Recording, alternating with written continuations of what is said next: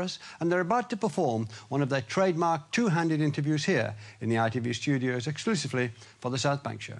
Ladies and gentlemen, John Bird and John Fortune.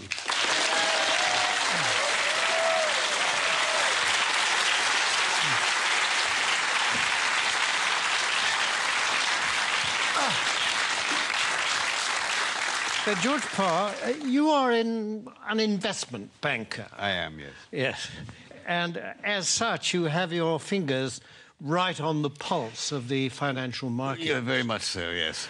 And during the summer, there's been a great deal of turbulence and volatility in the markets, yes. Tremendous, yes, tremendous. Yes, and what has caused that? Well, you have to remember two things about the markets. One is that they are made up of very sharp and sophisticated people who, these are the greatest brains in the world. And the second thing you have to remember is that the financial markets, to use the common phrase, are driven by sentiment. What does that mean? What does that mean? Well, things, let's say, are just going along as normal in the market, and then, suddenly, out of the blue, one of these very sharp and sophisticated people says, "My God, something awful's going to happen! We've lost everything. Oh, my God, what are we going to do? What are we going to do?" Shall I jump out of the window? Shall I jump out of the window? Exactly. Let's all jump out of the window. Sell! We've lost a sell! Sell, yes. Precisely. Yes. Precisely. And then a few days later, this same sophisticated person says, "You know, I think things are going rather well." And everybody says, "Yes, I agree with you. I think we're rich. We're rich. Yes. We're rich. Yes. Bye.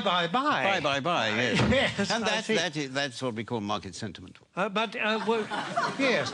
Surely we are exaggerating just a bit, aren't we? Well, I don't know. I mean, in August, in the middle of August this year, when the market absolutely plunged in London, a well-known city firm, State Street Global Markets, issued a statement in which it said, and I quote, "Market participants don't know whether to buy on the rumour and sell on the news, do the opposite, do both, or do neither, depending on which way the wind is blowing," unquote. Yes, and this is the kind of rigorous analysis that companies will pay huge salaries for. Yes, exactly. And a few days later, when the markets had gone up a little bit, the senior equities advisor on ABM Ambro Morgan said, and I quote, "We're back to happy days again." Well, no price is too high for that kind of mature wisdom, certainly is it? Not. The reason this sort of people are paid millions of pounds in bonuses. Yes, of course. During this summer, there have been actual causes behind the volatility in the markets, haven't there? I mean, specifically and especially in America, granting vast numbers of mortgages to people who can't afford them on properties which are diminishing in value. It's the so-called subprime situation, yes. The subprime market. Yes. How does that work, in fact? Well, imagine, if you can, say, an unemployed black man sitting on a crumbling porch somewhere in Alabama in his string vest, and a chap comes along and said, "Would you like to buy this house before it falls down? And why don't you let me lend you the money?" And is this chap who says this, is he a banker? Oh, no. He's a mortgage salesman. His income depends entirely on the number of mortgages that he can arrange. So his judgment to arrange mortgages is completely objective? Completely objective, yes, absolutely. It would.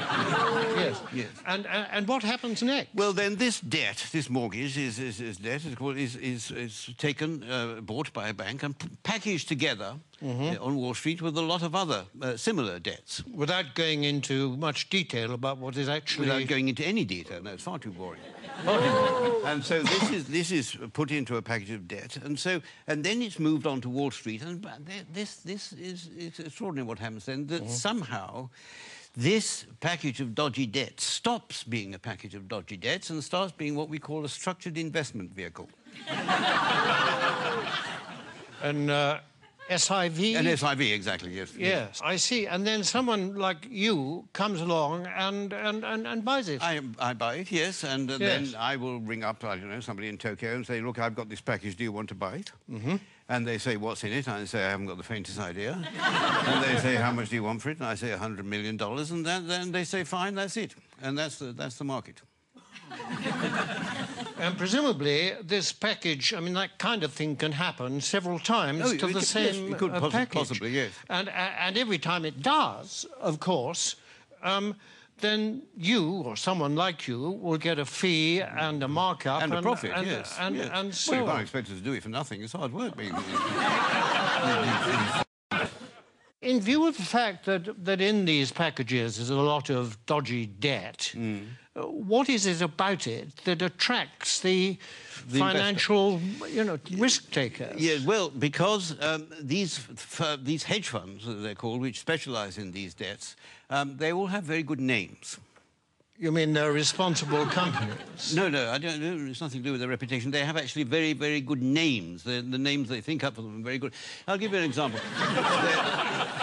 There's a very well-known American Wall Street firm called Bear Stearns, who have two of these hedge funds which specialise in these mortgage debts. And they lost so much money, lost so much of its value, that Bear Stearns announced that they would have to put in $3.2 billion into one of the funds to try and keep it afloat. $3.2 billion? $3.2 billion, yes. And even then they said the investors couldn't get any money out of it and they were going to let the other fund go. But one of these funds was called the High Grade Structured Credit Strategies Fund, and the other was called the High Grade Structured Credit Enhanced Leverage Fund.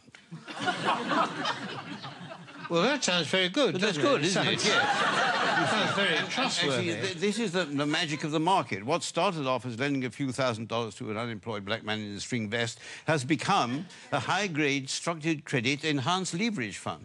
I like the sound of it. It is good. Well, it sounds very trustworthy. I mean, it's got good words in it. It's got words like high. High is good. High is good. Yes. Better than low, anyway, isn't it? Yes, absolutely. And structured is another good word. Very good. Enhanced is... I love enhanced. Enhanced is very, yes. I mean, I'd buy anything if it said enhanced. Absolutely, yes. Yes. It might have been different if it said the unemployed black man in the string vest fund, but yes, because then alarm bells might start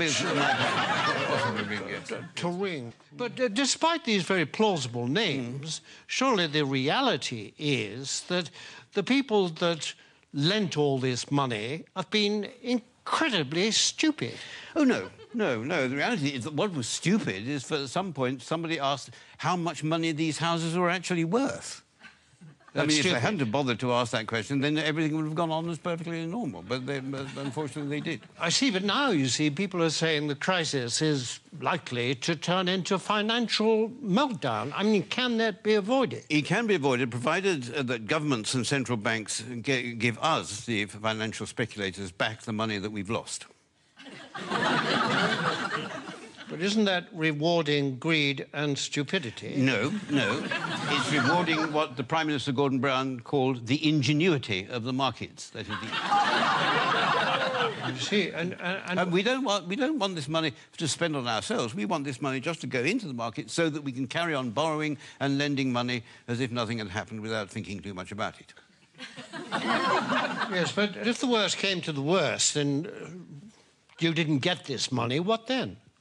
Well, then there'd be another market crash, and then I would say to you what people like me always say, that it's not us that will suffer, it's your pension fund. Thank you very much, George Parr. A pleasure.